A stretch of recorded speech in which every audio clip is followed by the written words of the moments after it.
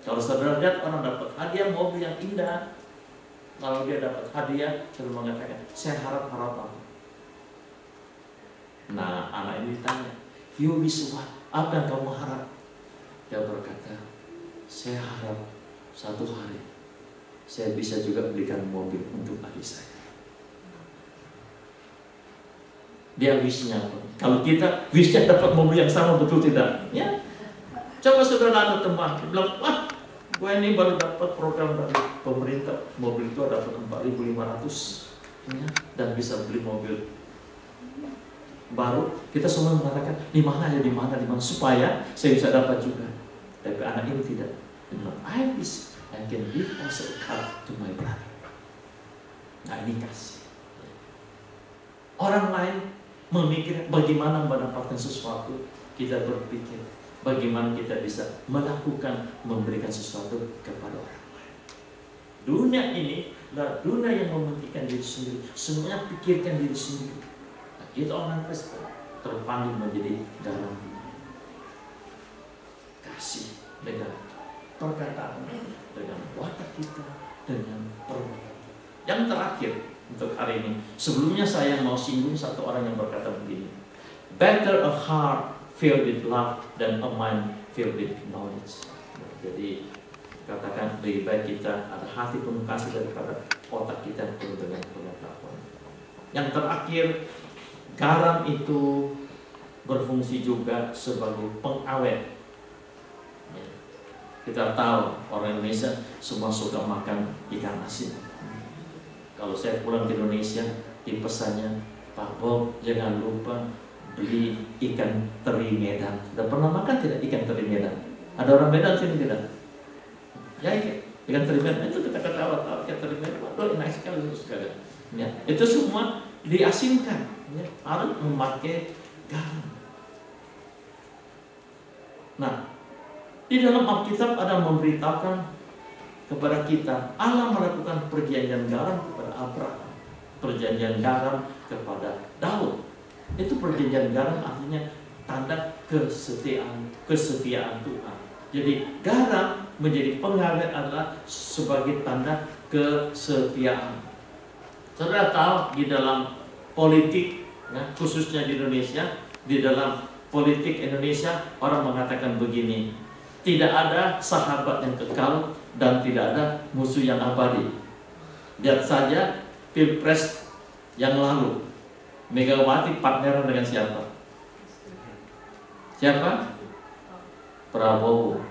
Lupa waktu zaman Soeharto markas besar PDI disikat oleh anak buahnya Prabowo. Ya. Tapi sekarang oke lah kita Hopeng. Itu politik. Tidak ada sahabat kekal dan tidak ada musuh sejati. Tapi kita orang Kristen lain, kita harus menjadi sahabat yang setia, menjadi pasangan yang setia.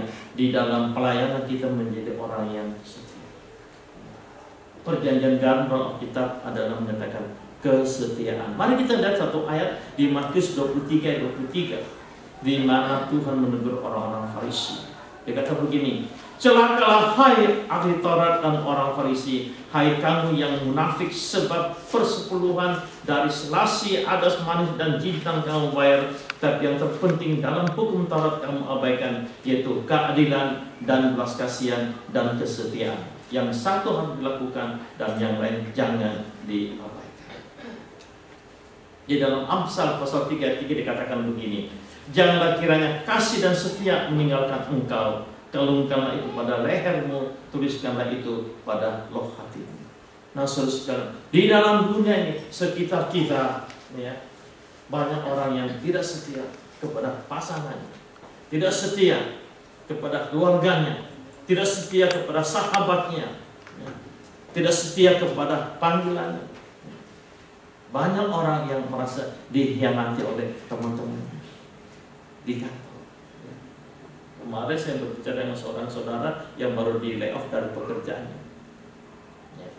Nah, dia berkata, saya tanya bagaimana? Karena dia disalah-salahkan oleh teman-temannya. Ya. Lalu saya tanya bagaimana you punya supervisor? Bagaimana? Dia bersikap, dia mengatakan, wah, lebih parah lagi. Supervisor saya, kalau di mukanya saya, wah, how are you, begitu baik sekali. Tapi di belakang saya, waduh, saya dijelek-jelekin sampai saya direm. Terjadi di Yesus, ini kan dunia. Nah, di tengah dunia yang demikian, kita perlu menjadi orang yang setia. Tadi Pak Ben perkenalkan saya dengan pastor bahasa Inggris. Saya mengatakan, be faithful, setia di dalam pelayanan. Nah, waktu zaman Ratu Victoria di Inggris, ada seorang Perdana Menteri yang bernama Palmerston. Palmerston ini bisa menjadi Perdana Menteri selama 20 tahun, berarti dia orang yang cukup baik. Nah, suatu hari Palmerston itu berjalan di Cambridge Bridge, di jembatan Cambridge. Waktu dia lewat di sana, dia melihat ada seorang anak perempuan menangis di pinggir jalan. Lalu dia berhenti, lalu dia bertanya, mengapa engkau menangis? Dia bilang, tadi mami saya suruh saya beli susu, dan saya sudah beli susu, tapi karena terburu-buru saya lari, saya terjatuh. Sekarang susu itu botolnya pecah. Jadi dia nangis. Nah, Palmerston tidak waktu-waktu dia mengatakan gini, besok kalau kamu seperti ini, kamu ada di jembatan ini, saya akan datang, gantikan kamu punya botol susu. Oke. Besok pada jam yang sama, Palmerston sedang pimpin sidang kabinet. Kemudian ada janji sama ini, ketemu di jembatan. Dia bilang, gentleman, sorry, saya ada janji, saya tinggalkan rapat dulu. Dia cepat-cepat pergi ke jembatan tersebut. Itu cerita mengesankan. Seorang Perdana Menteri ingat janjinya kepada anak perempuan ini untuk botol susu, dia datang, dia menepati janji. Kita perlu menjadi orang yang setia.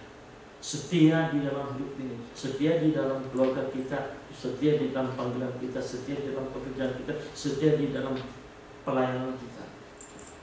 Terus karena saya tidak tahu, kemarin saya baca di koran, ya, koran sini sangat menarik karena banyak sekali berita obituary. Itu berita orang mati sekarang. Ya, ada foto-fotonya, ada cucunya berapa sebagainya. Tapi ketika saya baca-baca, saya tidak ada temukan satu kata faithful di dalamnya. I don't know why. Ya. Tapi kalau kita nanti mati, ya, orang tidak akan berkata begini, si Pak A itu, ya, dia itu anggota yang luar biasa. Hampir 90% persembahan di gereja Muragada yang kami. Kita tidak akan mendengarkan, tapi kita akan mendengarkan Pak A itu adalah anggota gereja yang setia. Amin. Teruskan setia. Saya tidak tahu saudara ada lihat film yang berjudul Little Lord Fauntleroy. Nah, ini foto konferensi orang Kristen di India. Dan saudara sekalian, sekarang di India itu ada lebih 10% orang Kristen. Maju luar biasa. Kita tidak bisa sangkal bahwa salah satu yang menyebabkan kemajuan Kristen di India adalah Mother Teresa. Jikalau Gandhi dulu mengatakan penghalang utama kekristenan di India adalah orang Kristen, sekarang kelihatannya sudah mulai berubah. Kita mengucap syukur. Nah, gambar berikut adalah film Little Lord Fauntleroy. Nah, saudara sekalian, cerita ini menarik, ya. Menceritakan seorang anak bernama Kedrick yang tinggal di Boston, ya, di daerah Comedy, New York. Dan anak ini dia kerjanya tiap-tiap hari kalau dia pulang sekolah, dia hanya tendang-tendang batu di jalan sambil jalan kaki dan tendang-tendang batu di jalan. Sampai satu hari dia menemukan ternyata Kedrick ini adalah turunan seorang bangsawan dari Inggris. Setelah dia ditemukan, dia dibawa ke Inggris, diganti pakaiannya, naik kereta di Inggris, dan dia kemana-mana orang mengatakan my lord, ya, panggil gitu. Ya. Ini satu cerita yang menarik. Jadi saya teringat saudara dan saya. Saudara dan saya itu dulunya apa, saudara sekalian? Saudara tahu tidak dulunya saudara apa? Ketika Allah menciptakan manusia, manusia dicipta dari apa? Debu tanah. Anda dan saya ini dahulunya adalah debu tanah. Tapi karena kasih dan kuasa Kristus, debu ini diubah menjadi garam. Ajaib tidak? Debu menjadi garam. Dan saudara adalah garam. Dan garam itu bukan disimpan di lemari kaca supaya tamu datang lihat-lihat. Tapi garam itu harus digunakan. Memberikan rasa. Menjadi alat pengawet. Nah saudara, dunia kita tuh makin hari makin merosot, makin hari makin busuk. Saudara dan saya